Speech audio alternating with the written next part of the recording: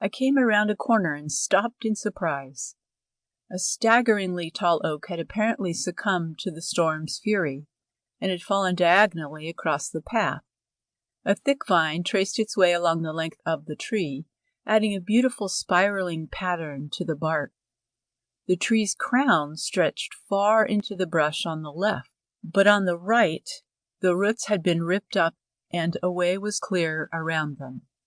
I moved off the trail to circumvent this interesting new obstacle in life, eyeing the tree.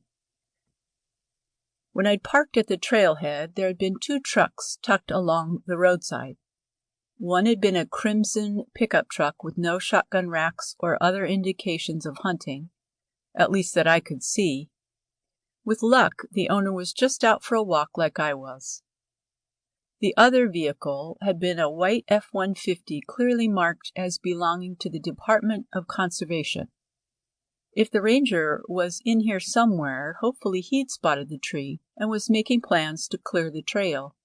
If I hadn't run into him by the time I emerged, I'd leave him a note on his windshield. My foot caught on a hidden root, and I stumbled, catching myself against the rough bark of a mature oak. I shook my head, brushing my long auburn hair back from my eyes.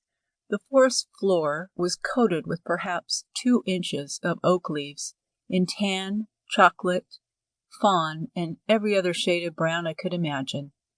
My usual hunt for mushrooms had been stymied by the dense natural carpet, and I knew better than to daydream while walking through this hazard. My eyes moved up and then stopped in surprise.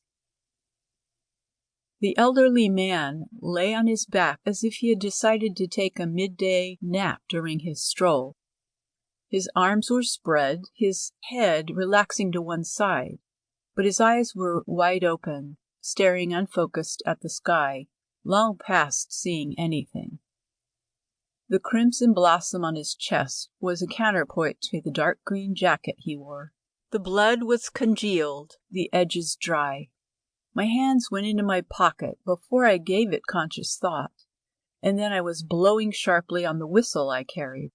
It was only after a long minute that my mind began to clear from the shock to give thought to the cell phone I carried in my other pocket.